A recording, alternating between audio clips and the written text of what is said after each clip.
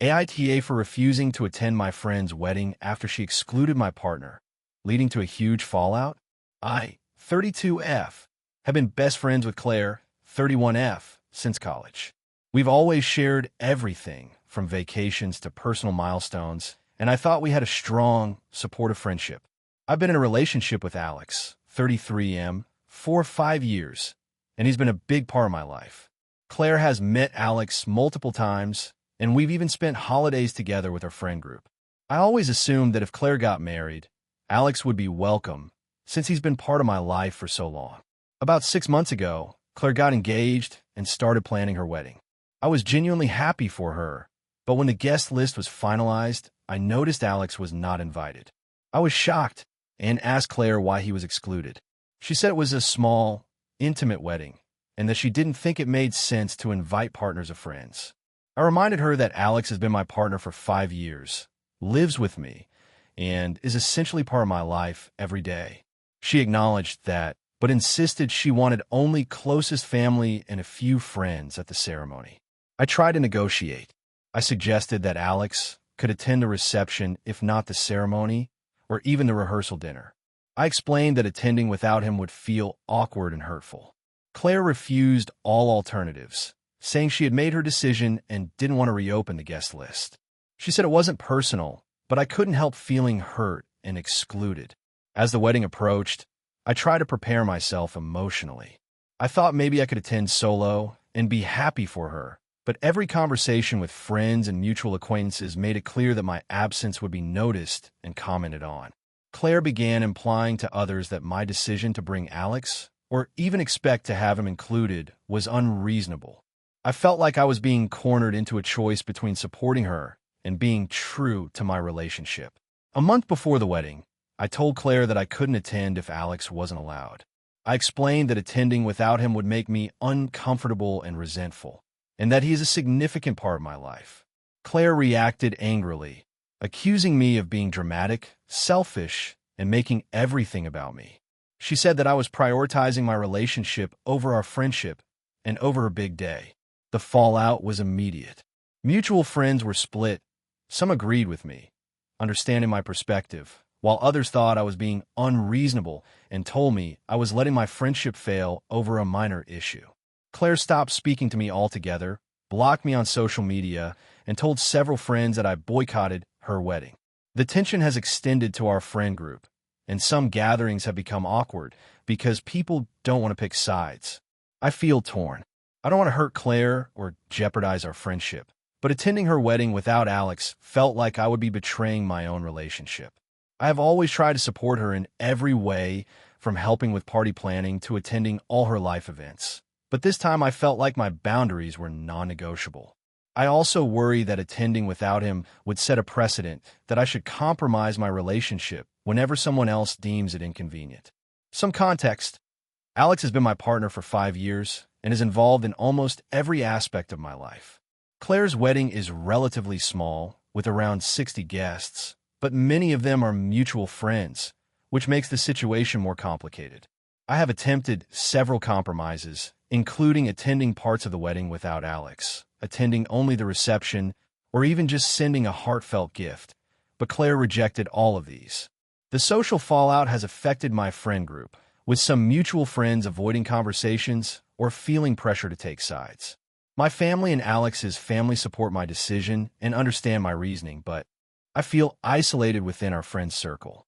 I've considered writing a long letter explaining my position calmly, but I worry it might come across as trying to guilt Claire or reopen the argument. I want to maintain a positive relationship with her, but I also can't compromise on acknowledging my partner as part of my life. I don't want to be seen as controlling or selfish, but I also can't attend a celebration where a person who is central to my life is excluded. So, AITA for refusing to attend my best friend's wedding because she excluded my long-term partner, even though it has caused a major fallout among friends and strained our friendship. I feel like I'm being reasonable in protecting my relationship, but Claire and some mutual friends see me as dramatic and unsupportive. Was I wrong to stand by my boundaries, knowing it would upset Claire and disrupt our friend group? If you enjoyed the video, don't forget to leave a like and subscribe to the channel. It helps the content grow and motivates me to create even more great videos. Turn on notifications so you don't miss any new uploads. By the way, I'm curious. When do you usually watch my videos? While working, studying, or just relaxing at home? Let me know in the comments. I'd love to hear from you. Thank you for your support. AITA for refusing to attend my sister's wedding after she excluded me from the planning. I, 28F, have always been close to my older sister, Claire, 32F. Growing up, we had our fights like any siblings, but we were very protective of each other. After high school, we went our separate ways for college and careers, but we maintained regular contact. I've always considered her wedding to be a big milestone in my life, too, and I was genuinely excited when she got engaged last year. When Claire got engaged, she told me she wanted a small, intimate wedding. That was fine by me. I'm not a fan of big, elaborate parties anyway. She asked me to help with some initial ideas, and I was thrilled. I sent her links to venues, decoration themes, and even suggested a few caterers I thought she'd like. I assumed that she wanted my input because she had asked for help. At first, everything seemed okay. A few months later, I noticed she started making decisions without consulting me. She picked a venue I had suggested, but changed the theme completely. When I tried to ask her about it, she said she wanted to surprise everyone. I didn't push it further. I thought maybe she was just excited. But then I got excluded from all the major planning meetings, even when I asked to attend. She didn't tell me directly. I had to find out from our parents or other friends who were involved. The breaking point came when I found out she had hired my friend Rachel, who I have a complicated history with. Years ago, Rachel had spread rumors about me at college, and while I had moved past it, I wasn't comfortable around her. I told Claire about this and asked if she could reconsider or at least include me in conversations where Rachel was involved. Claire got defensive and said I was being dramatic and needed to get over it. I felt hurt and sidelined. This wedding isn't just an event. It's supposed to be a family milestone, and yet I felt like an outsider. I tried to talk to Claire multiple times. I explained that I wanted to be part of her wedding, that I wasn't asking for control, just inclusion. Each time, she brushed me off or accused me of trying to control the situation. My parents were upset on my behalf, but they also didn't want to cause a rift. About a month before the wedding, Claire sent out the final invites. I noticed my name was listed separately from my parents and the rest of the family. I asked her about it, and she said she thought I'd prefer it that way because of my independent lifestyle. I felt humiliated. It seemed like she was trying to make a statement that I wasn't part of the inner circle. The night I got the seating chart, I saw that I was seated at a table with people I barely knew, all of whom were work friends of Claire's fiancé. I confronted her, and she said it was just logistics and that I shouldn't make it about me. I told her that if I couldn't even sit with family or be included in the planning, I didn't feel comfortable attending. She accused me of holding grudges and said I was throwing a tantrum. After a long argument, I told her I wouldn't be attending the wedding. I offered to celebrate with her before or after in a more private setting, but she refused, saying that the wedding was for her and her fiancé, not me.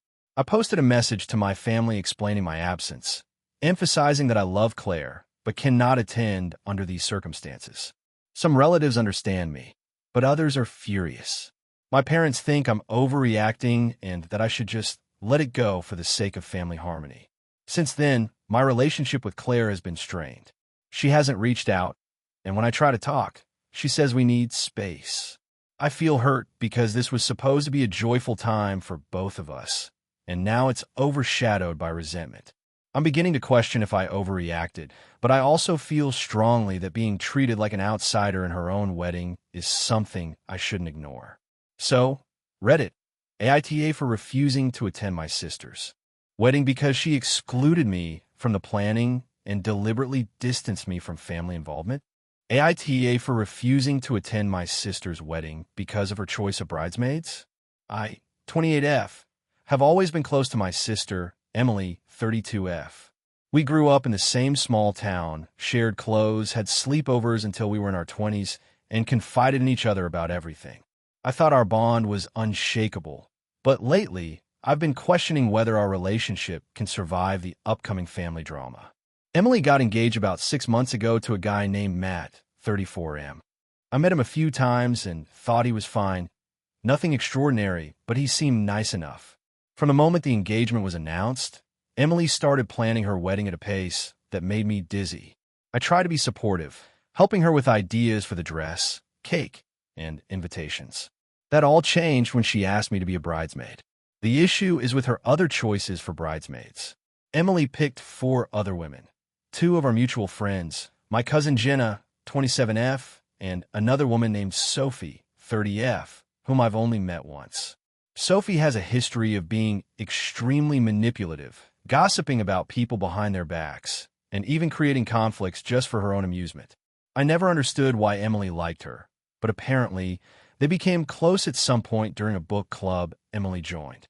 What really set me off was when Emily sent a group text introducing all the bridesmaids to each other.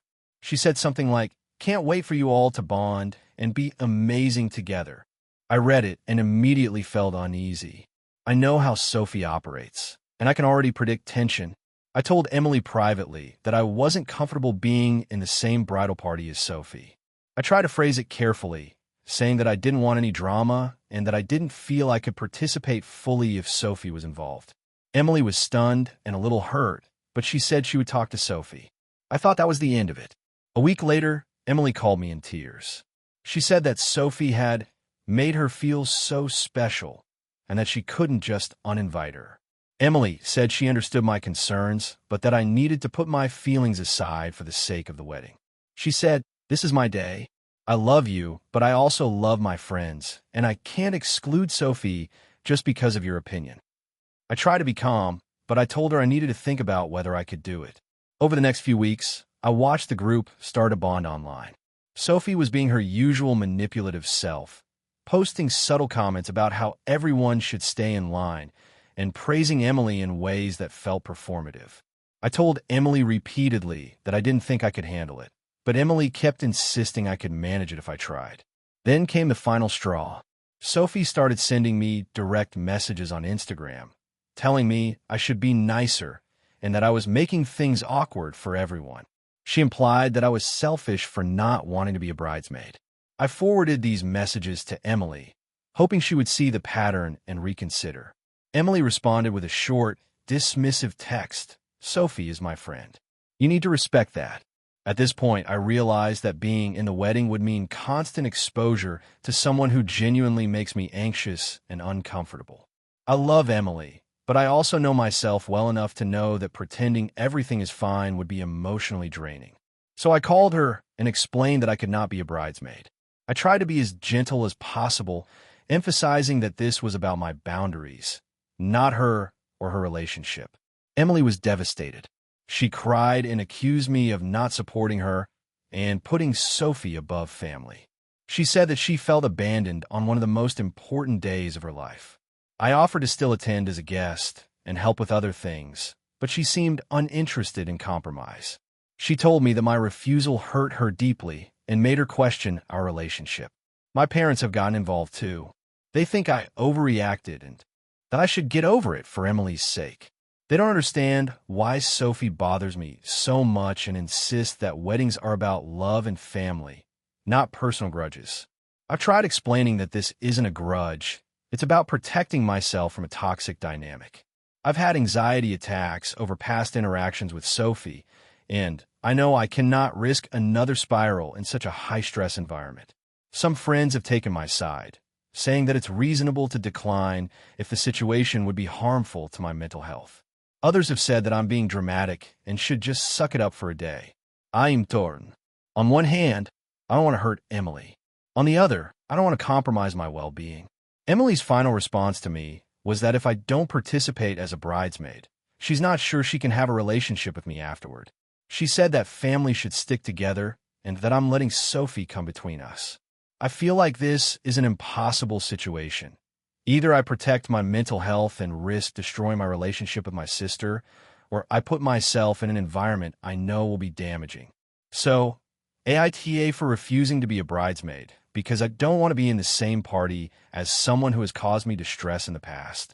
Or should I just deal with it for my sister's big day, even if it makes me miserable? I'm desperate to find a balance between maintaining family relationships and respecting my personal boundaries, but I genuinely don't know if that's possible. I appreciate any honest perspectives. AITA for refusing to help my sister after she left her kids with me for a month without warning. This happened over the past few months, and I'm still trying to wrap my head around everything. I, 32F, have a stable job, a small but comfortable apartment, and a pretty structured life. My sister, Jenna, 28F, has always been more spontaneous. She's smart and talented, but she struggles a lot with planning and responsibility, especially when it comes to her two kids, ages 6 and 8. I have never been particularly close to her, mostly because of her unreliability, but we've stayed in touch and helped each other when necessary. A few months ago, out of nowhere, I got a frantic call from Jenna. She sounded panicked and upset, barely coherent. She told me that she needed me to take care of her kids immediately because she had an emergency and wouldn't be able to manage them for a while. When I asked her what kind of emergency, she said she couldn't go into details but insisted it was urgent and I had to take them. I was shocked because she had never left her kids with me overnight, let alone for an extended period. I asked her how long she was planning to be gone, and she replied, "A month at least, maybe longer." I froze. I had absolutely no notice, no preparations, and no time to rearrange work on my life. I told her I couldn't commit to a month, and she started crying and begging. She said she didn't know what else to do and that the kids would be completely alone if I didn't take them. I felt awful. Part of me wanted to help, but the practical side of me knew it wasn't feasible. I work full-time, I live in a small 2-bedroom apartment that barely fits me comfortably, and I don't have childcare experience beyond babysitting for friends occasionally. I explained all this to her, and she accused me of being selfish, saying that families should help each other no matter what. She even said she would make it up to me later financially, which I refused because this wasn't about money. It was about me being incapable of hosting 2 children for a month on such short notice. After a long, intense conversation, I agreed to help her out for one weekend while she figured something else out. She dropped the kids off that Friday, and immediately the chaos began. The kids were clearly stressed, barely ate, and argued constantly. I struggled to keep them on a schedule, and it took every ounce of patience I had. By Sunday evening, I was exhausted and relieved to return them. I told Jenna that I couldn't do this long term, and she got angry, saying I had no heart and that I was abandoning her and the kids. She refused to make other arrangements and said she couldn't ask anyone else because no one else would understand the situation. Over the next week, she kept calling and texting me, trying to guilt me into taking the kids. She said things like, "I can't survive this without you," and "You're the only one who can do this." I ignored most of the messages, but eventually she called me while I was at work and started yelling, accusing me of being a bad sister and a bad aunt. My coworkers heard some of it, and I had to leave the office embarrassed. That night, I told her firmly that I could not take care of her kids for a month. I offered to help her look into childcare options, ask other family members, or even help her organize temporary daycare, but I could not physically host the kids for that long. She hung up on me. Things escalated when Jenna started posting on social media, indirectly blaming me. She made a few posts about family who only care about themselves and people who abandon loved ones in times of crisis, which I assume were about me. Several mutual friends messaged me to ask what was happening. I tried to explain my side, emphasizing that I had offered support within my limits, but everyone seemed to think I was being heartless. A week later, she showed up at my apartment unannounced. She had no kids with her this time, but she was furious. She demanded that I reconsider, said the kids were crying for me and missing me, and accused me of letting them down. I told her again, calmly but firmly, that my answer hadn't changed. She started yelling, banging on my door, and eventually left after I threatened to call the police if she didn't leave my property. After that, I blocked her number and social media accounts because the constant messaging was affecting my mental health. I've been feeling guilty, honestly. Part of me wonders if I should have done more, even if it was inconvenient. I know Jenna was in some kind of emergency situation, but I also have my own life to maintain. Taking care of two kids for a month on no notice is beyond my capacity, and I feel like she didn't respect that. Our parents are alive and live in the same city, but she refuses to ask them for help because they don't understand modern parenting like I do, which I think is a ridiculous excuse. A few mutual friends have said I should just suck it up, and that family comes first. Others have told me I was completely reasonable and that Jenna was being manipulative. I've tried to reach out to her one last time to set boundaries, but she refuses to communicate without accusations and guilt-tripping. The situation has left me stressed, anxious, and questioning my relationship with my sister entirely. So, AITA for refusing to take care of my sister's kids for a month on short notice, despite her emergency and emotional pleas.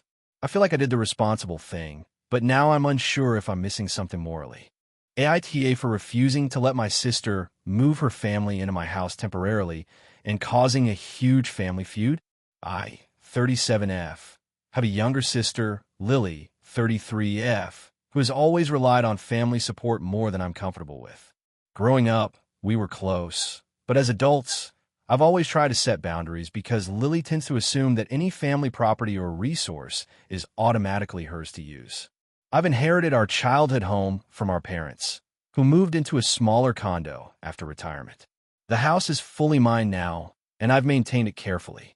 It's big enough for me, my husband, 38M, and our two children, 6M and 3F, but not really meant to house extra families long term.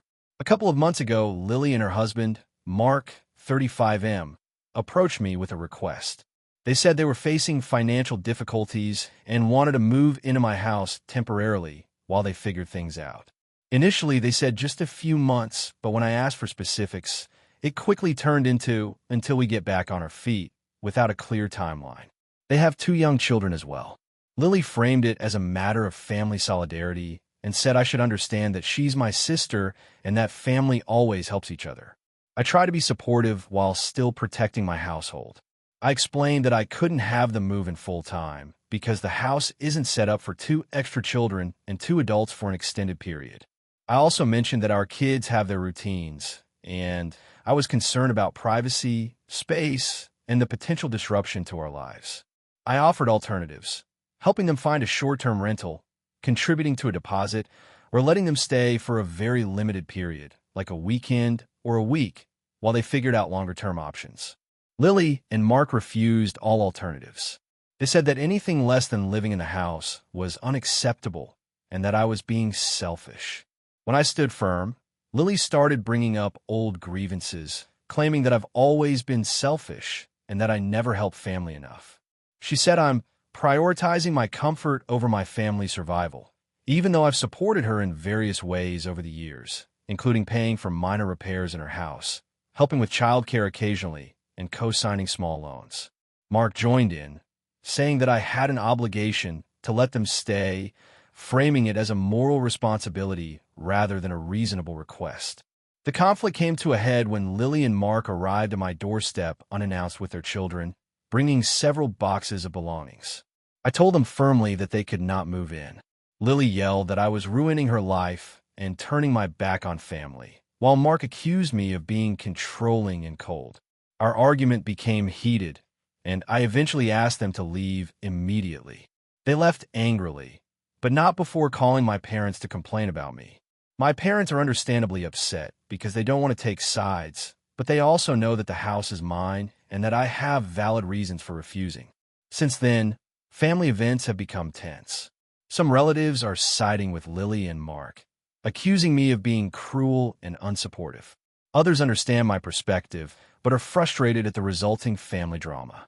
My parents have tried to mediate, suggesting compromises like letting Lily visit for a few hours or helping financially in other ways, but she insists that only moving in will solve her problems. The extended family is now divided, and holidays and gatherings are strained because people are picking sides. I feel conflicted because I do want to support my sister and her family, but I also feel that letting them live in my home indefinitely would be a huge disruption. I am concerned about privacy, routines for my children, financial responsibility, and setting a precedent that it's acceptable for family to assume they can occupy someone else's home whenever they want. I also worry about the long-term impact on my marriage if we suddenly had 4 more people living in our house. Additional context: the house has 3 bedrooms, a small living area, and only 2 bathrooms, which makes long-term cohabitation difficult. Lily and Mark's financial difficulties are genuine but temporary. They have savings and the ability to find a rental if necessary. I have offered financial help and logistical support, but Lily refuses alternatives that don't involve moving in. Our family has a history of disputes over property and resources, and this situation has reignited past tensions. I've tried to communicate calmly and reasonably, but Lily frames everything as personal attacks, making discussion nearly impossible. I've considered allowing them to stay for a very short time to reduce tension, but I worry that even a brief stay would escalate expectations and cause resentment if I later ask them to leave. I also feel that they're being entitled and ignoring the boundaries I have clearly set. My parents are concerned that the feud will create lasting damage to sibling relationships. So, AITA for refusing to let my sister and her family move into my house temporarily, even though it has caused a major family feud. I feel like I'm being reasonable by protecting my home and my family's routines, but Lily and some relatives see me as selfish and unsupportive. Was I wrong to draw a hard line, knowing it would upset my sister, her husband, and part of our family? AITA for standing up to my sister over our childhood home and causing a family rift? I, 32F, have always had a complicated relationship with my older sister, Megan, 35F. We grew up in a small town with our parents in an even smaller house that was constantly bustling with relatives and friends. As kids, we had the typical sibling rivalry, but our parents worked hard to instill the idea of family loyalty. Megan always had a stronger personality, and I often felt overshadowed, but I never really held resentment because she could be supportive too. After our parents passed away about 3 years ago, the question of what would happen to the house came up. Our parents had left everything equally to both of us in their will, but the will didn't specify what to do with the house. Megan immediately expressed interest in keeping it, insisting she could manage it on her own. I wasn't opposed at first, since she had always lived in the town and seemed more settled there, whereas I had moved far away for work. The trouble started when Megan began making plans without consulting me. She talked about renovating the basement into a rental, converting the attic into a studio, and even repainting rooms without asking. I voiced that I wanted to have a say, since it was legally mine too. She brushed me off, saying it would be easier if I just let her handle it, and that I was too detached to care about the house anyway. I decided to get more involved.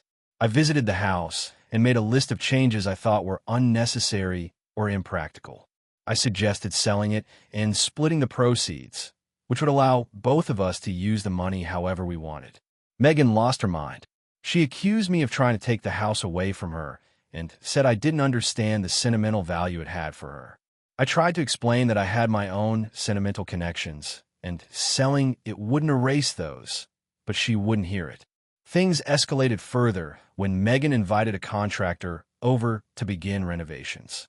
I insisted on being present and reviewing all contracts, which she reluctantly allowed. During one meeting, I pointed out that some of the work she wanted to do would violate city codes and could cause problems down the line. Megan snapped at me in front of the contractor, saying I was being controlling and didn't trust her judgment.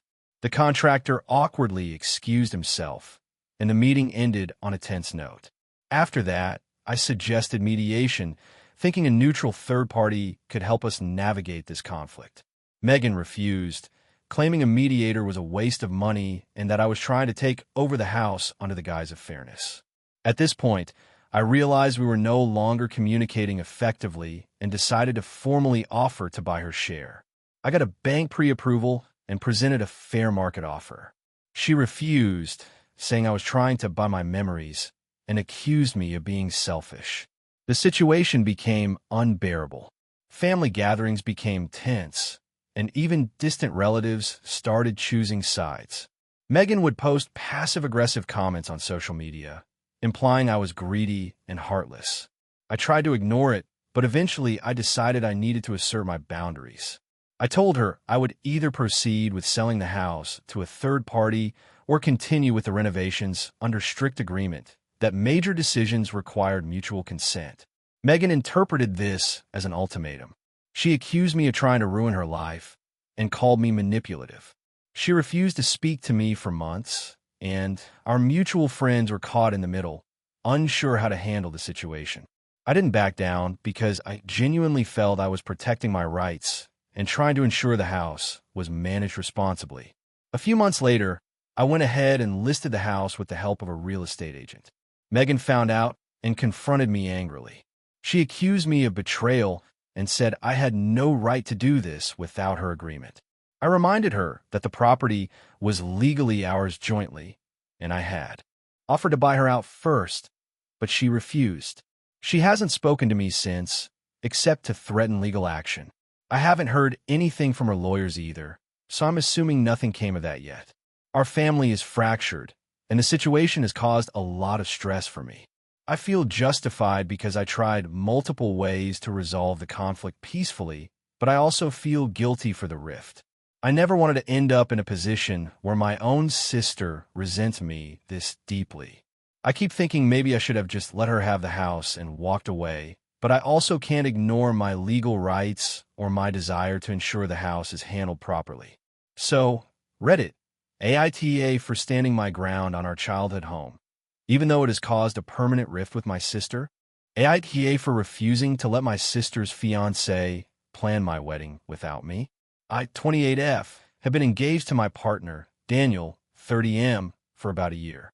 We've been together for 7 years, and we've always been very open and communicative, so planning the wedding was something we both wanted to tackle together.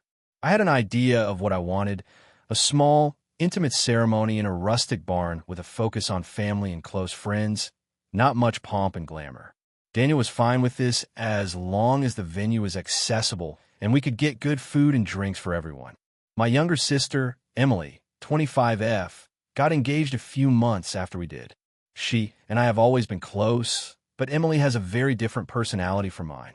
She is very social, very opinionated, and tends to take charge of things in a way that can be overwhelming if you aren't used to it. Since she got engaged, she's been dropping hints about how she knows all the best wedding ideas and how she wants to make sure my wedding is perfect too. I brushed it off at first, assuming she just wanted to be helpful. A few weeks ago, Emily invited me over to her apartment to help brainstorm for my wedding. I expected maybe a short discussion or some suggestions, but she had something completely different in mind. She had brought 3 large binders, each labeled with different aspects of the wedding: decor, venue, and catering. She had carefully color-coded pages, printed out inspirational photos, and had a step-by-step wedding plan template that she had drafted without asking us. She sat me down and started going through it, saying things like, "I figured your wedding could be summer-themed with lavender and navy colors. I already found a venue that matches this aesthetic." I told her politely that we had already started planning and that Daniel and I had a vision in mind. She waved this off and said, "Don't worry, I'm just trying to make it better. Because your style is so minimal." She then started listing venues she had researched, all of which were more extravagant than what we had discussed. She was very insistent about every detail, from the color of the napkins to the type of music that should be played, and even suggested hiring a live painter for the ceremony. I kept trying to interject, explaining that we had our own preferences, but she seemed to think I was being unreasonable or not open-minded. The turning point came when she said, "Honestly, you should just let me handle it. I love weddings, and I have a knack for making them perfect. You can thank me later." At this point, I got frustrated. I told her, "Emily, I appreciate that you want to help, but this is mine and Daniel's wedding. We want to make the decisions ourselves." She tried to laugh it off, saying I was being dramatic. The situation escalated when she started messaging my friends and extended family behind my back, asking them for opinions about my wedding, and even sending polls about what they think would be better for me. My cousin texted me, saying Emily asked her which dress style she thought I should wear, and my aunt mentioned Emily had suggested changing the venue I'd already booked. I felt blindsided and disrespected because we hadn't authorized her to do any of this. I confronted Emily again, telling her firmly that she needed to stop planning my wedding for me. She became upset, accusing me of being ungrateful and saying, "I'm just trying to make your life easier. You'll thank me when everything is perfect." I explained that while I appreciate her enthusiasm, it's our wedding and we want it to reflect our tastes and personalities, not hers. She accused me of being controlling and said Daniel should let me have fun helping too. At this point, Daniel stepped in. He told Emily politely but firmly that while we love her and value her input, she cannot plan the wedding for us. He said the wedding is about me and him, and while she's welcome to celebrate with us, we need to make the decisions. Emily responded by saying she feels pushed out and excluded because she isn't helping, and she's been posting on social media about how she is heartbroken that she can't help plan my wedding. This has created tension not just between Emily and me, but also in our wider family. My parents are caught in the middle.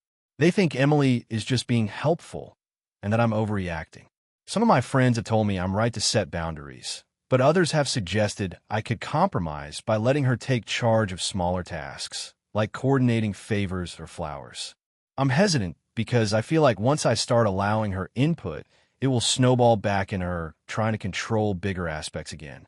I have now told Emily that she can attend the wedding. She can even help with minor details if I assign them, but she cannot plan anything without our approval.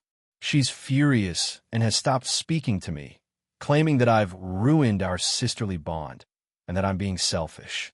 My parents are disappointed that I haven't let Emily be part of the fun, and Daniel is frustrated because he feels like family drama is overshadowing the wedding.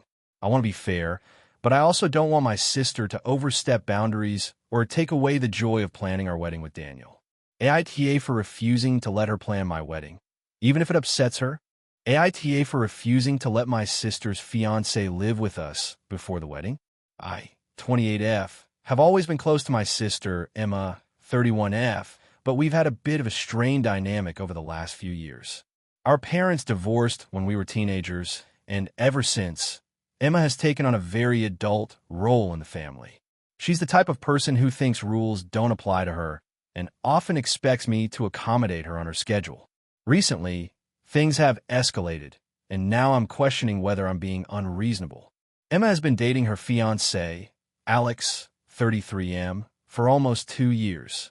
He seems like a nice enough guy, but I don't know him very well because he lives in another state. Emma's always been the type to plan everything in a big, dramatic way. She's always talking about family experiences and making huge gestures, and I've learned to expect that when it comes to her relationships. About 3 weeks ago, Emma called me out of the blue. She sounded frantic and said that she and Alex needed a place to stay for a while. Their apartment lease had fallen through, and they were scrambling for temporary housing. She asked if Alex could stay with me for a few weeks until they figured things out. I live alone in a small 2-bedroom apartment. I was immediately hesitant. I explained to her that my apartment is tiny, I have a cat who doesn't do well with strangers, and I also work from home. I said it would be really difficult to have another adult living here, even temporarily. Emma became upset and said that I was being selfish. She pointed out that I had space in the spare bedroom and that it would be just for a few weeks. She insisted that Alex was a great guy, that he wouldn't be a burden, and that it would really help them. I tried to compromise by saying that I could help them look for short-term rentals or even Airbnb options nearby, but she kept insisting that staying with me was the easiest solution. After a few days of back and forth, I decided to set some boundaries. I told Emma that I wasn't comfortable having Alex live with me before the wedding and that I hoped she could understand. I emphasized that I wanted to support her, but I couldn't sacrifice my space, work schedule, and mental health. Emma exploded on the phone. She accused me of being petty and said that I was putting my own comfort above family. She even implied that this might affect our relationship permanently if I didn't help them. The next week, Emma started sending me texts almost every day, explaining how difficult things were for her and Alex. She shared photos of their apartment problems, their furniture being delayed, and their pet issues. Every text ended with a subtle or not-so-subtle plea for them to stay at my place. I tried to remain firm, reiterating that I was happy to help in other ways, but she kept escalating. Things came to a head when she actually drove down to my city without telling me, claiming she wanted to see if I could make room. She showed up at my door with Alex in tow. I was shocked and furious. I calmly explained again that I could not let them stay in my apartment. I offered to pay for a hotel for a couple of nights or help them find temporary housing, but she refused and said that she couldn't believe I was choosing a stranger over family. I had to ask her to leave, and the interaction ended with her crying and threatening to cut me out of the wedding if I didn't comply. Since then, I've been getting constant messages from her, Alex, and even my parents who are subtly pressuring me. They say that weddings are about family and compromise and that I'm being unreasonable. I do feel guilty at times because I love Emma and I want her wedding to go smoothly. But I also feel like my boundaries are completely valid. I am an independent adult with my own responsibilities, and I shouldn't be forced to house someone I barely know for an indefinite period, especially before a major life event like a wedding. A few friends have told me that I am right to stick to my boundaries, but others have said I'm being harsh and that family should always help each other. I'm torn because I don't want to ruin my relationship with Emma, but I also don't want to let her and Alex walk all over my life. So, AITA for refusing to let my sister's fiancé live with me before the wedding. The situation is ongoing, and tensions are high. Emma has started posting cryptic social media posts about family who won't show up when it matters, which I assume are directed at me. I've also been considering skipping some pre-wedding events to avoid confrontation, which feels unfair because I want to support her. At the same time, I can't shake the feeling that if I give in, it will set a precedent that I have no boundaries and that I could be pressured into compromising my life for their convenience. I've tried explaining that helping doesn't always mean letting someone live in your home, but she seems to think that any refusal is a personal attack. I even suggested that Alex could stay at her friend's place, or that she could look into temporary furnished apartments, but none of that seems sufficient to her. I've been reflecting on why this feels so stressful. My apartment is small and my work is demanding.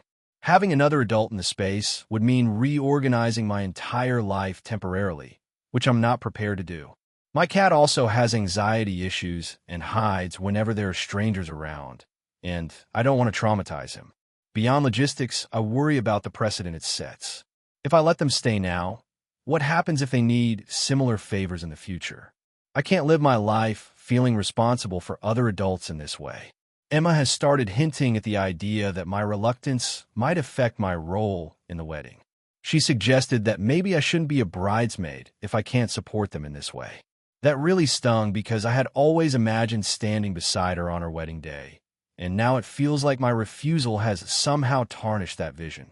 I've considered compromising further by offering to let them stay for a single night while we figure out other arrangements, but even that feels like giving in under duress.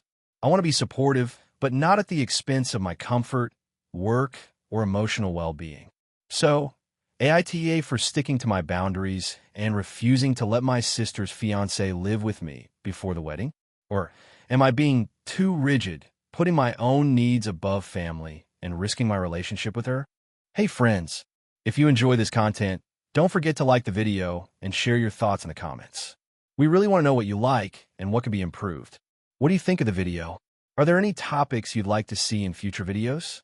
Your feedback really helps us get better. Thanks for being with us.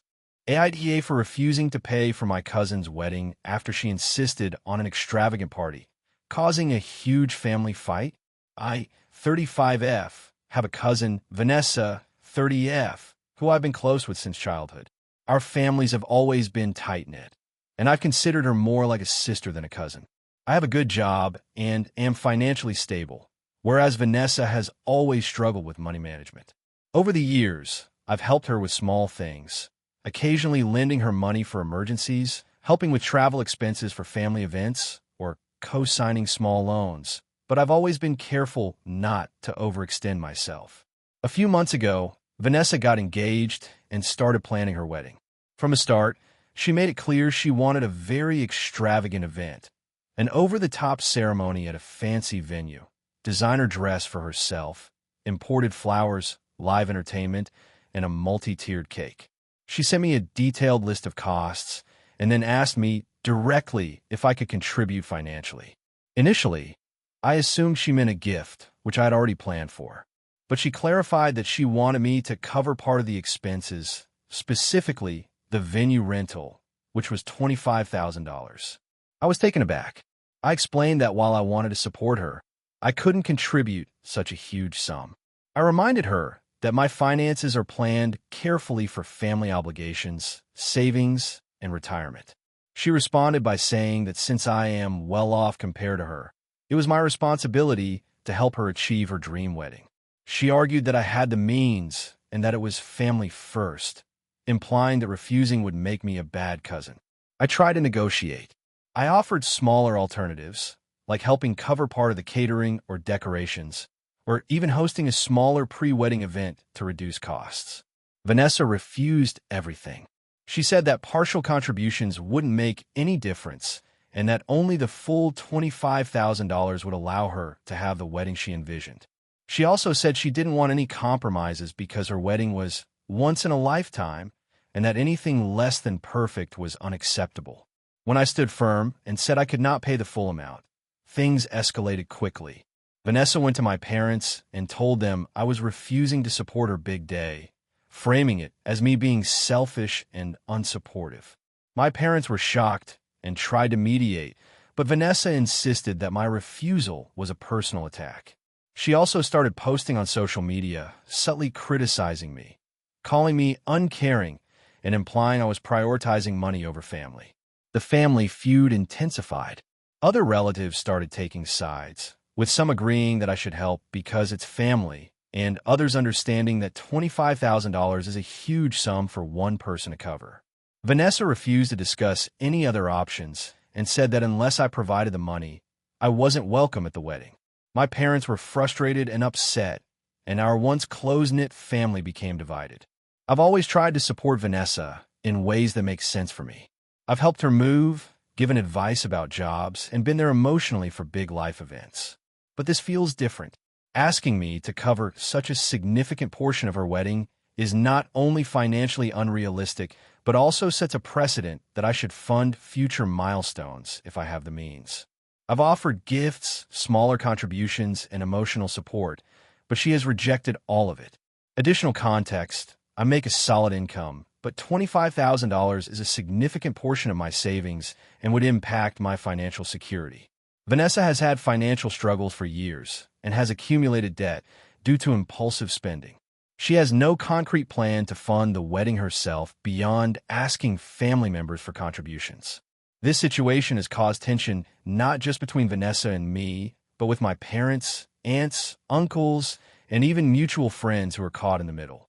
I am willing to attend the wedding with my gift and support, but Vanessa has refused, saying my presence without financial contribution isn't acceptable. I feel stuck between wanting to support my cousin emotionally and morally, and protecting my financial stability. I've considered formalizing a loan with repayment terms, but Vanessa insists that it's a gift from family, not a loan, and any suggestion otherwise is insulting. The ongoing drama has made family gatherings extremely awkward, and I'm worried the rift will be permanent if I don't do something. So, AITA for refusing to pay $25,000 for my cousin's extravagant wedding, even though it has caused a major family feud and led her to accuse me of being selfish and uncaring. I feel like I am being reasonable and protecting my finances while still offering support in other ways. But Vanessa and some relatives see me as cold and unsupportive. Was I wrong to draw a hard line, knowing it would upset my cousin and divide the family? AITA for refusing to host my sister's wedding at my house, even though she insists it would save her money? So, this is going to be a bit long, but I'll try to give all the context. I, 34F, have a house in the suburbs that I bought about 5 years ago. It's not huge, but it's comfortable, and I've spent a lot of time and money making it exactly how I like it. I love having people over, but I also really value my space and privacy. I've hosted birthdays, small family gatherings, and even a few casual dinner parties, but nothing that could be considered a large-scale event. My sister, Lisa, 29F, recently got engaged to her fiancé, Tom, 30M. They've been together for about 4 years, and this is their first big milestone as a couple. Lisa has been excitedly planning her wedding for the past few months, and, understandably, She wants it to be a big celebration. The problem is, she doesn't have a lot of money saved up for a wedding. She works full-time but has student loans, and Tom is self-employed, so their finances are a little tight. Lisa approached me a couple of weeks ago and said she had been thinking about venues and realized she could save a lot of money if she just hosted the wedding at my house. At first, I laughed because it seemed like a joke, but she was serious. She said she knows I have the space for a decent number of guests in the backyard, and the living room could work for some seating. She also suggested that she could rent tents and chairs and maybe even hire a caterer, and that would be much cheaper than booking a formal venue. I immediately said no. I explained that my house is not equipped for a wedding of that scale. My backyard is large, yes, but not enormous, and my neighbor has a very strict HOA, so noise and parking are big concerns. I also pointed out that hosting a wedding in your own home comes with a ton of stress and responsibility. I don't want strangers wandering through my house or my things getting damaged. Plus, I value my personal space, and a wedding feels like a permanent invasion for a day. Lisa didn't take it well. She started crying and said I was being selfish. She told me that all I had to do was say yes, and she would handle everything else. She even said it's not fair that I can afford a nice house, but won't help her out in what she described as the biggest day of her life. I tried to explain that my financial situation doesn't actually mean I owe her the use of my home, and that even if it did, this is a logistical and emotional burden I am not willing to take on. Things got worse. Lisa started telling other family members about the situation, and I began receiving texts and calls from relatives asking why I wouldn't help my sister in her time of need. Some were subtle, some less so. I felt cornered and frustrated because I genuinely don't think it's unreasonable to want to protect my home and my sanity. I also felt like they were framing me as the villain without hearing my side properly. To add another layer, Lisa kept trying to negotiate. She said she could pay me for the use of the house, or she could have the wedding in the backyard only and keep guests out of the house. I countered that even if I accepted money, it wouldn't make the damage to my property or my peace of mind any less likely. I also mentioned the HOA rules again, and she brushed it off, saying we could figure that out. That's when I stopped engaging with the conversation because I felt like she wasn't respecting my boundaries. Last weekend, our parents visited and brought up the topic. They tried to guilt me by saying I was putting a financial burden on Lisa and that family should help family. I explained that my refusal has nothing to do with money. I'm not asking her for money, and she could find other venues within her budget. I simply do not want to host a wedding in my home. They argued back, saying I could compromise by letting her use the backyard only or help with setup. I said no, firmly, and they eventually left frustrated. The situation escalated when Lisa sent me a long email detailing why she felt betrayed and how my refusal makes her feel unsupported. She said she had imagined this for months and that I am the only family member who could make it happen without financial strain. She ended the email by saying she is considering not inviting me to the wedding at all. That hurt because I love my sister and I really don't want to be left out of such a big event. But I also don't see how hosting the wedding at my house is reasonable or fair to me. Since then, our communication has been tense. I haven't responded to the last email because I don't know what to say that won't feel like I'm conceding. I want to support Lisa in other ways, helping with decorations, giving advice, or even helping with some DIY projects, but I cannot compromise on the venue itself. I feel guilty because it's clearly upsetting her, but I also feel like my boundaries are being completely ignored. I've asked a few friends and coworkers for perspective, and opinions are split. Some say I'm right to protect my home and mental health, while others say I should sacrifice a day for my sister. I honestly feel like hosting a wedding is much more than just a day, and it's not something that could be undone if something goes wrong. So, Reddit AITA for refusing to host my sister's wedding at my house, even though she insists it would save her money. I really want to support her, but I also need to protect my space and peace of mind. AITA for refusing to give my sister-in-law access to my house after she constantly disrespected my boundaries. I, 32F, have been married to my husband, Jake, 34M, for 7 years. We have 2 children, ages 4 and 2. Our family life is generally peaceful, But the tension always seems to spike around Jake's younger sister, Lisa, 29F. Lisa has a habit of ignoring boundaries and acting as though our home and lives are extensions of hers, and I finally reached a breaking point last week. A bit of context. Lisa has always been very close to Jake. They grew up sharing everything, from clothes to rooms, and even as adults, she treats him like he's available 24/7. That dynamic has spilled over into our marriage more than once. Initially, I try to be patient and accommodating. I know family is important, and I wanted Jake and his sister to maintain a strong bond. Over time, however, her behavior has become increasingly invasive. It started small. She would drop by without warning, often at inconvenient times. Sometimes she'd show up when I was breastfeeding the baby or when the house was a mess. I politely say, "We weren't expecting company," or "Can you come another time?" And she'd apologize, promising to call next time. She rarely called, and the visits kept happening. Eventually, I decided to establish some firm rules. I asked Jake to communicate that Lisa needed to call before coming over. Initially, she grumbled but seemed to comply. That compliance didn't last long. Then she began using our children as a reason to stop by. She started insisting on seeing them daily, claiming they missed her. She would even offer to take them for short periods, and at first I said yes, thinking it would be a nice way for them to bond. Soon, though, she began showing up at our house anyway, ignoring agreed-upon schedules. She'd bring snacks the kids didn't like, try to take them out for unscheduled outings, and even critique my parenting choices in front of them. Once, she reprimanded me in our living room for not letting our 4-year-old play on a tablet she brought, saying, "Kids need to explore tech early." It was embarrassing, especially since the children were clearly uncomfortable. I tried talking to Lisa directly. I explained that while I understood she wanted to spend time with the kids, our home is private and she needs to respect our rules. I also emphasized that we plan our schedules carefully and unexpected visits are disruptive. She seemed to understand, but a week later, she was back at the door without calling. The situation escalated when she showed up on a Saturday morning while Jake was out running errands, and I was getting the kids ready for a birthday party. She waltzed in, took the baby from my arms, and said, "You look stressed. Let me handle this for a bit." I told her firmly to hand the baby back, but she didn't.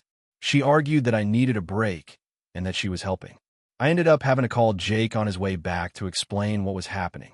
He was upset with her, but seemed hesitant to confront her too strongly, fearing it would damage their sibling relationship. After that incident, I told Jake I could not allow her in our house uninvited ever again. I explained that her disregard for our family boundaries was harmful to me and the kids. The final straw came last week. Lisa emailed Jake asking if she could come over that evening to hang out with the kids and catch up. Jake told her she needed to schedule a time, but she refused, claiming that she was just dropping by for a quick visit and that she didn't want to impose. When Jake told her no, she sent him a long text accusing me of being controlling, saying I was keeping the family apart and that she felt unwelcome in her own brother's home. The tone was increasingly hostile and manipulative. That night, Lisa showed up at our door anyway. I calmly explained that she was not welcome and that she needed to leave immediately. She refused, getting loud and saying she was going to wait for Jake to come home and that she wouldn't leave until he got there. I called Jake, who was on his way but still 10 minutes out. Lisa continued arguing, even trying to push past me into the living room. I told her again that if she didn't leave, I would have to call the police. She finally left, but I was shaking afterward. The kids were upset, and it was a humiliating confrontation in front of the neighbors, some of whom had witnessed the argument from their windows. Afterwards, Jake and I had a long discussion. He admitted he felt torn, wanting to maintain a good relationship with his sister, but also recognizing that her behavior was unacceptable. We agreed that moving forward, Lisa would no longer have unscheduled access to our home. She is welcome to visit, but only with prior notice and agreement from both of us. Jake said he would enforce it firmly, no exceptions. The problem now is that Lisa is telling other family members that I am controlling, cruel, and destroying the family dynamic. She's posted on social media about it, framing it as me keeping her away from her nephew and niece. Several relatives have called me, asking if I'm serious about denying her entry. I've explained my side, but some people still think I'm overreacting or too strict. Jake supports me completely, but I can feel some tension with extended family who believe Lisa should have more access because she is family. I know I'm not stopping her from seeing her brother or the children entirely. I'm not trying to ruin their relationship. I just want our home to be a safe space for my children and for me. But Lisa's manipulation and repeated boundary crossing have made it impossible for me to feel comfortable if she can just show up whenever she wants. So, AITA for refusing to give my sister-in-law access to my house after she has repeatedly ignored boundaries, or should I just let her come over whenever she wants to avoid family drama?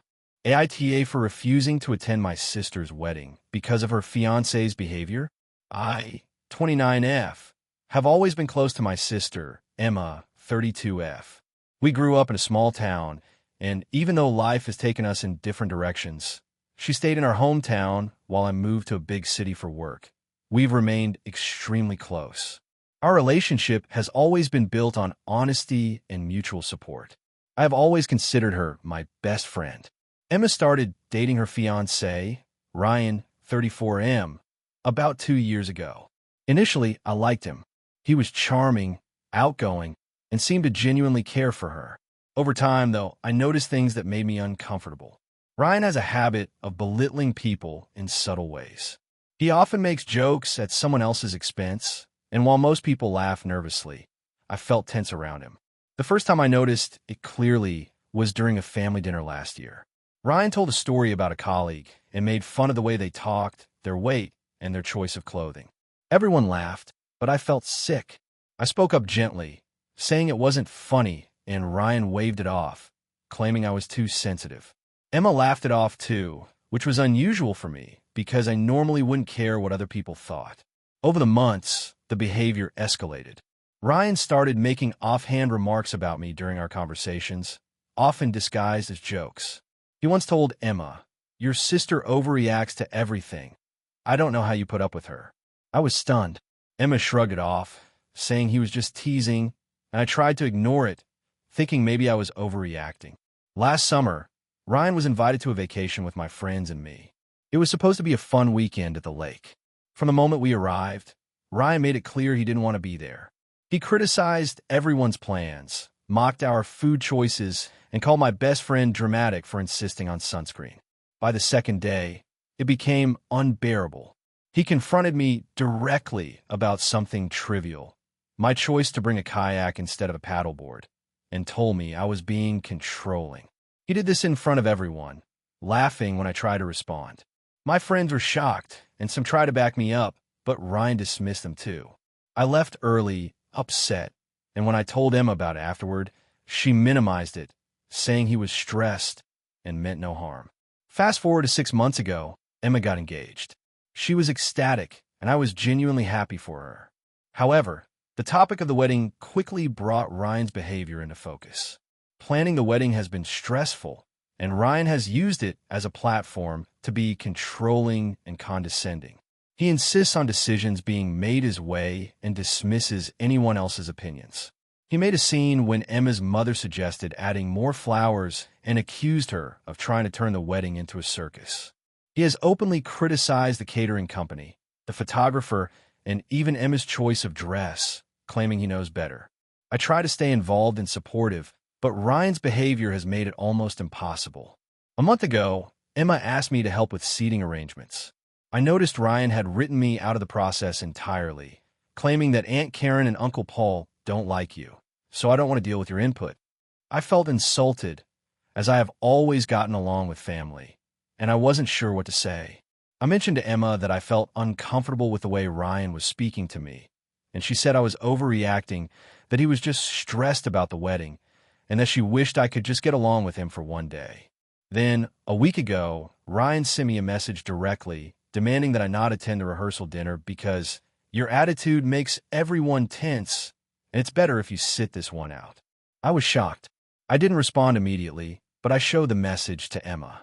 She was angry that I caused drama and told me that if I didn't attend, she would be disappointed and that our family would be upset as well.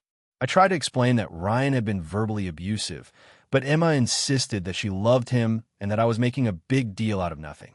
I've spent the last few days thinking about it, and I made a decision. I told Emma that I will not attend her wedding. I explained that I can't be around Ryan because of the way he treats me, and that being there would make me miserable. I said that I love her and I want her to be happy, but I cannot compromise my mental health. She was extremely hurt and accused me of being selfish and ruining her special day. Our parents are divided. Mom says I should go because it's Emma's big day, while Dad says I'm justified in standing up for myself. Extended family has reached out to both of us with opinions ranging from family comes first to protect your mental health. Emma hasn't spoken to me much since my decision. She posted on social media about the wedding and tagged everyone except me, which felt like a deliberate exclusion. My friends are supportive and tell me I made the right choice, but I can't shake the guilt. I never imagined a day would come where I would have to choose between my sister and my own well-being. So, Reddit AITA for refusing to attend my sister's wedding because of her fiancé's behavior. I feel like I'm protecting myself, but part of me wonders if I'm overreacting and should just put my feelings aside for one day to be there for Emma. AITA for refusing to let my brother stay at my house after he lost his job, leading to a huge family conflict. I, 36M, have a younger brother, Jake, 32M, who has always been impulsive with his life decisions. Growing up, he struggled to hold down steady jobs and often relied on our parents or me to bail him out of tight spots. I've always tried to support him where I can, but I've had to set boundaries over the years to avoid being taken advantage of. I own my own house, have a stable career, and live with my partner, Sam, 34M.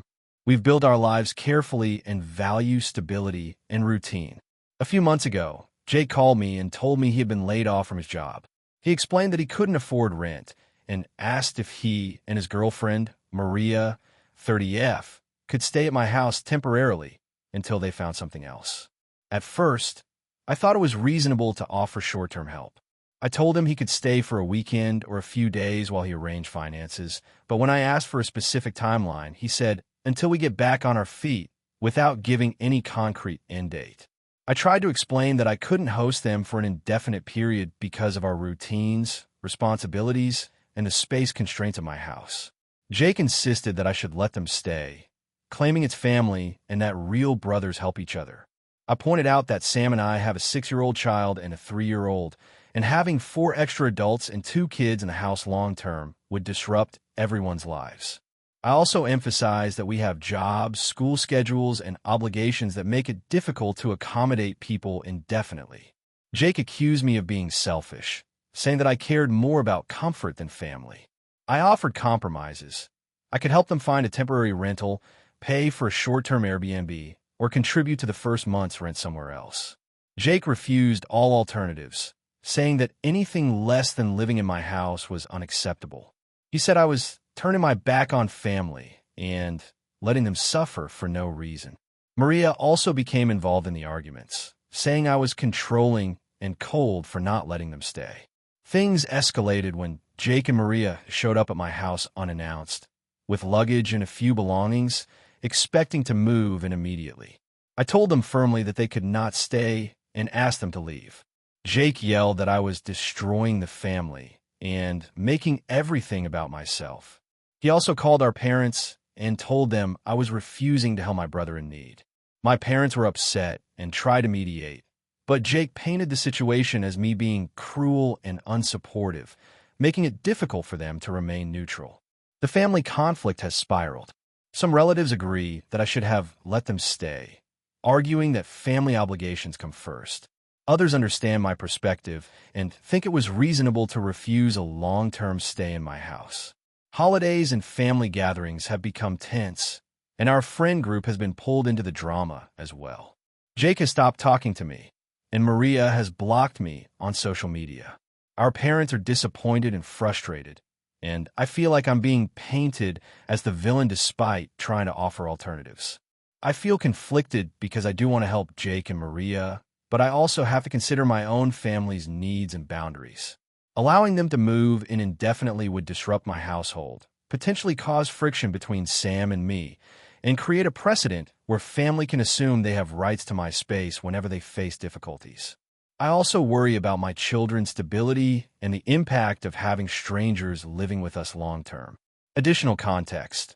My house has 3 bedrooms, a single living area, and 2 bathrooms, making long-term cohabitation of 6 adults and 2 children very difficult.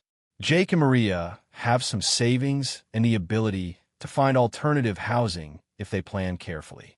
I have helped Jake in the past with smaller issues, including paying for car repairs, babysitting, and short-term financial support. Jake is known for impulsive decisions and for sometimes expecting family to accommodate him without limits. I have offered financial and logistical support, but not housing, which he interprets as a personal attack. I've considered allowing them to stay for a very short period to reduce tension, but I worry that even a brief stay would escalate expectations and make it impossible to ask them to leave later. I also feel that giving in would reward their lack of planning and irresponsibility. My parents worry that the feud will create lasting damage to our sibling relationship, but I feel I am being reasonable and protective of my family and household. So, AITA for refusing to let my brother and his girlfriend move into my house after he lost his job, even though it caused a major family feud. I feel like I am setting reasonable boundaries to protect my household and my children, but Jake, Maria, and some relatives see me as selfish and uncaring. Was I wrong to stand firm on this, knowing it would upset my brother, his girlfriend, and create tension within our family? AITA for refusing to let my sister's fiancé stay in my house after he insulted my family? I, 32F, have always had a close-knit family, and we're pretty traditional in how we do things. My parents live a few blocks away, and my younger sister, Emily, 28F, has been engaged to her fiancé, Darren, 30M, for almost a year.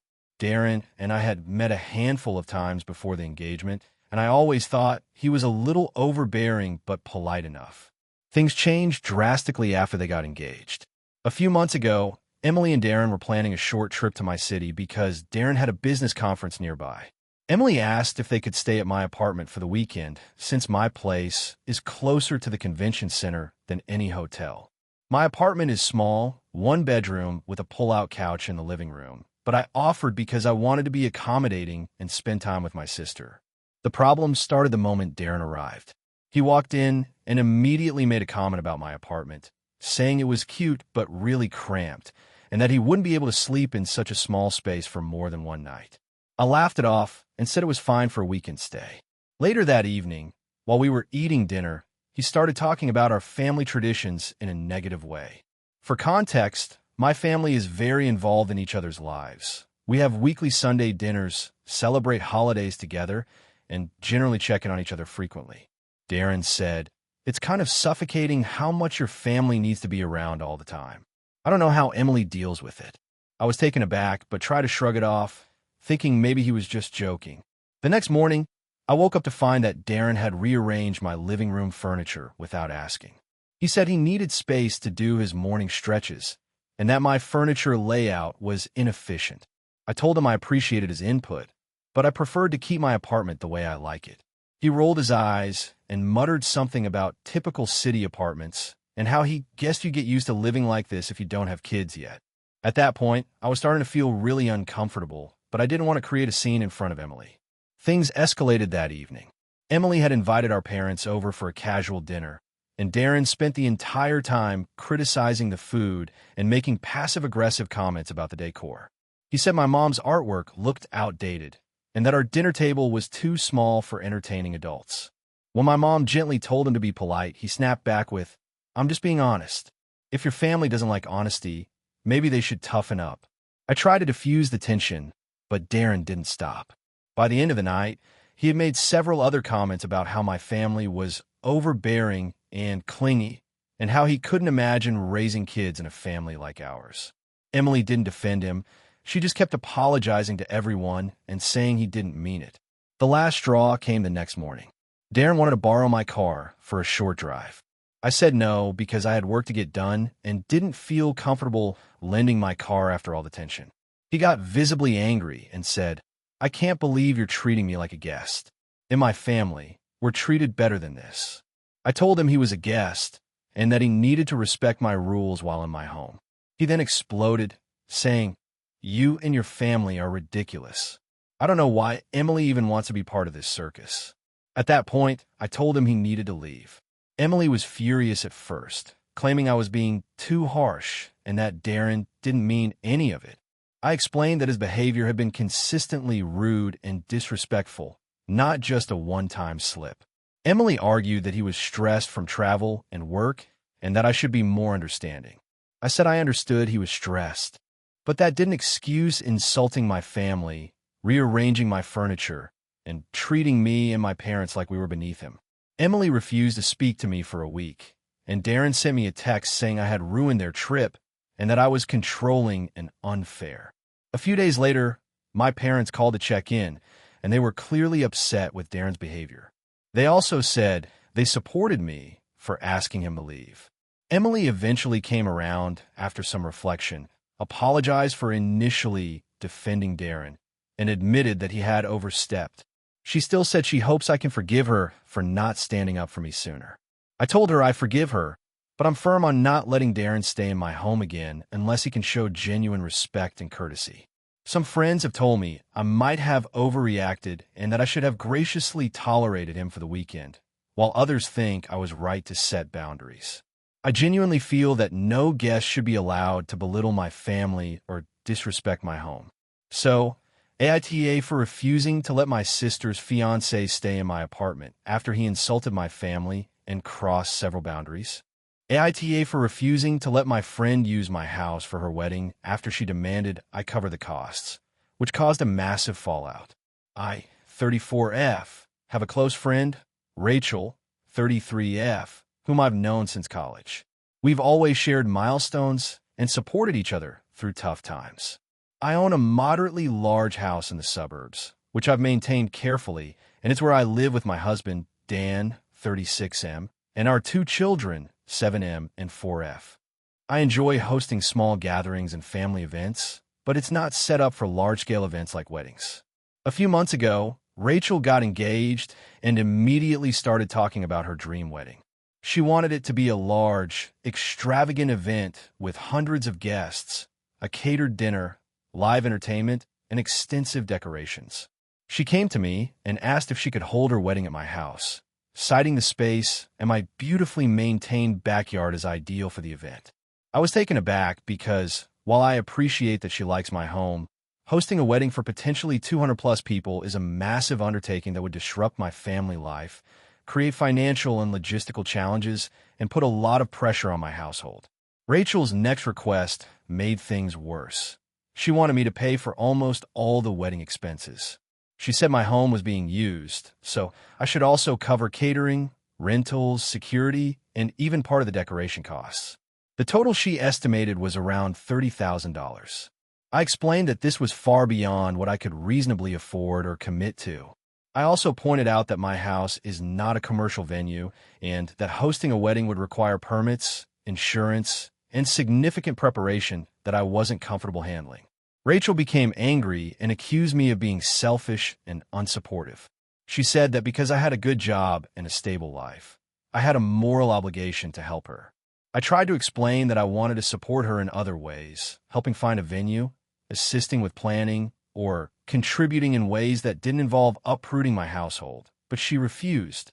She said anything less than holding the wedding at my house with me, footing the bills, was unacceptable. I suggested compromises. We could host a smaller pre-wedding event in my backyard, or she could rent my house for a weekend and pay for everything herself. Rachel rejected these ideas, insisting that the wedding needed to be at my home and that it had to be perfect. When I stood firm, she began involving mutual friends, telling them I was being cold and unsupportive. She even went so far as to post passive-aggressive comments on social media, implying that I didn't care about her or our friendship. The situation escalated when Rachel went to my parents and family, framing my refusal as me turning my back on someone I claimed to care about and valuing comfort over friendship. My parents were caught in the middle and tried to mediate, But Rachel refused to discuss any alternative that didn't involve my house and finances. Some of our mutual friends began pressuring me, saying I should be generous and support her big day. I have always been there for Rachel. I've helped her move multiple times, supported her through breakups, celebrated birthdays and graduations, and even helped with minor financial emergencies in the past. But this feels different. The scale of the request and the expectation that I would disrupt my entire household and spend tens of thousands of dollars is unreasonable. I feel like Rachel is conflating generosity with obligation, and it's causing strain not only on our friendship, but also within my family. Additional context: my house has 4 bedrooms, a single living area, and a small backyard. Hosting 200-plus people is logistically impossible without significant rental equipment and staff. Rachel has a history of wanting extravagant events and relying on others to help her achieve them. I offered financial and planning support within reasonable limits, including helping her find venues, caterers, and decorators, but she rejected everything. The fallout has extended to our mutual friend group, with some taking Rachel's side and others supporting me. I am concerned about both my family's privacy and the precedent it sets if I agree to such demands. I've considered allowing a small gathering in my backyard, but Rachel has made it clear that anything less than her vision would be unacceptable. I feel like standing my ground is the only way to maintain my household boundaries and protect my family. Dan supports my decision, but even he is concerned about how much tension this is causing within our wider social circle. So, AITA for refusing to let my friend hold her wedding at my house and pay for it, even though it has caused a huge fallout among our friends and family.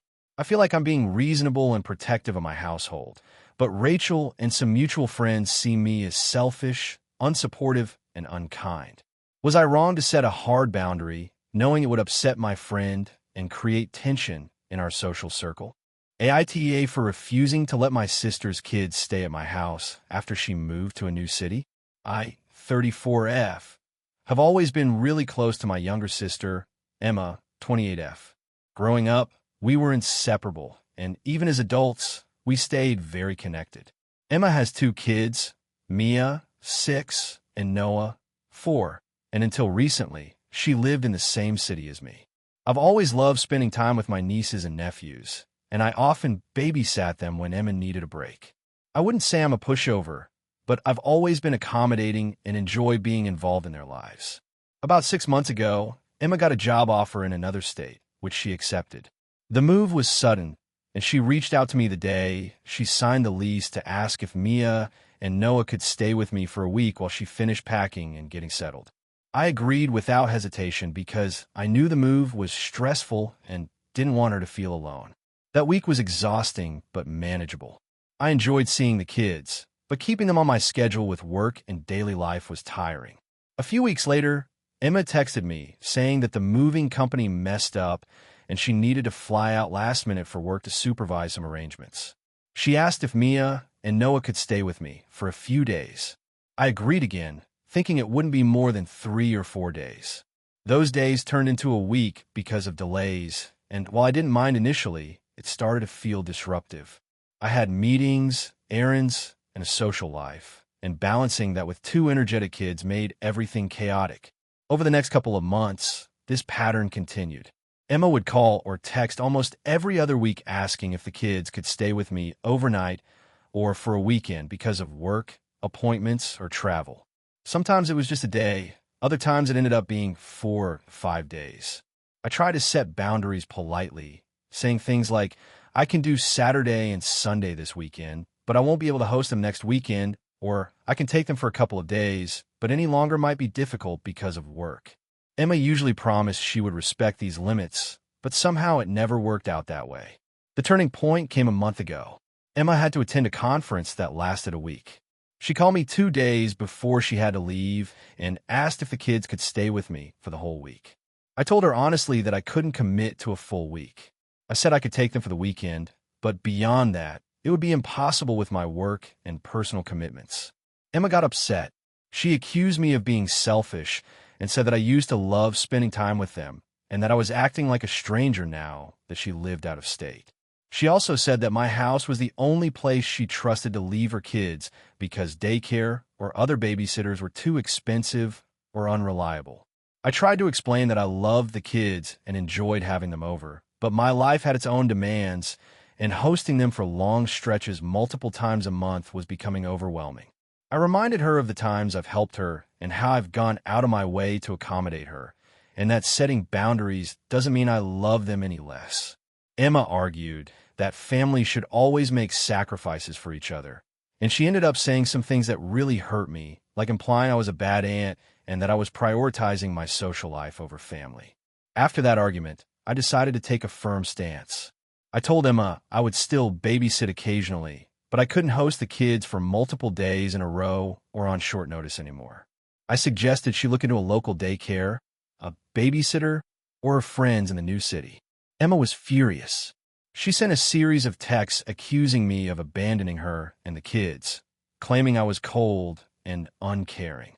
She even said she might limit contact between me and the kids because of how I was treating her. I stuck to my boundaries, and this created tension not just between us but within the extended family. Our parents have tried to mediate, saying I'm being too rigid and that families should step up for each other, especially when it comes to kids. My friends all think I'm reasonable because I can't just drop my life whenever someone asks. I try to maintain contact with Mia and Noah through video calls and occasional weekend visits, but Emma refuses to accept any arrangement that doesn't involve her leaving them with me for multiple days. A few days ago, Emma sent a group message to our family saying I was selfish and inconsiderate for not letting her kids stay with me whenever she wanted. She included screenshots of our texts where I had said no to overnight stays. Our parents called me, asking me to reconsider, saying that I'm putting boundaries above family responsibility. My friends say I'm right for protecting my time, but part of me feels guilty because I do love the kids and I hate that this is creating a rift with Emma. I've thought about compromising, like maybe taking the kids for a full weekend, once a month, or helping with occasional day visits. But I can't see myself agreeing to multiple day stays on short notice anymore. I've also considered offering to help Emma find local childcare solutions or babysitters, but I know she's very particular about who watches her kids and doesn't trust easily. So, I'm stuck in this situation where I want to be a good aunt, maintain a healthy relationship with my sister, and respect my own life and boundaries. The family tension has escalated to the point where I feel guilty every time I talk to Emma, and she feels like I've turned my back on her and the kids. I can't help but think that having limits doesn't make me a bad family member, but I also don't want to hurt my sister or miss out on being part of the kids' lives. AITA for refusing to let my sister's kids stay at my house for multiple days on short notice after she moved to a new city. Thank you for watching until the end. If you enjoyed this video, don't forget to like and subscribe to the channel so you won't miss new videos also. Leave a comment. I'd love to hear your thoughts. Your support and engagement mean a lot to me. See you in the next video.